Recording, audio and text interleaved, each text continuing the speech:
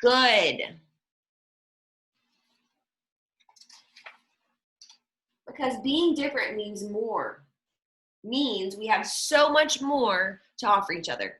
Things like ideas, help, ideas, strength, skills, creativity, life, patience, respect, community, love, knowledge, experience, perspective, insight, diversity, wisdom, empathy, and originality.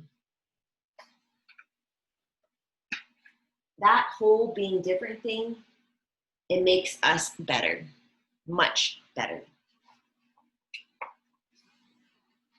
So if you see someone being treated badly, made fun of, or excluded from playing, or looked down on because of their color of their skin, call it racism.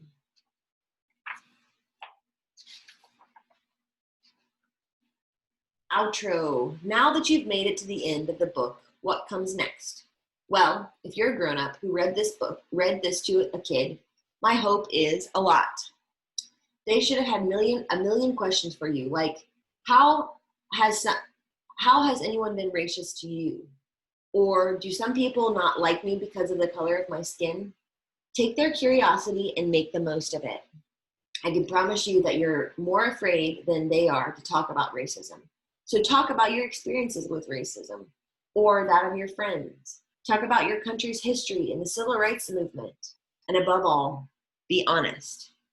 Kids are ready and willing to learn about tough things if the grown-ups present in their lives are willing to talk about them. Share your read, tell somebody, post a photo, or give this book away to share with what you care about. A kid's book about racism.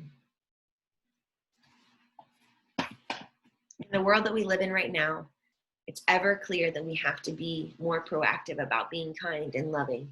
We have to be celebrating everyone's unique abilities and the unique things that they bring to the table. Remember that I love you so much. I'm proud of you, and I can't wait to see all the things you accomplish. Have a wonderful day.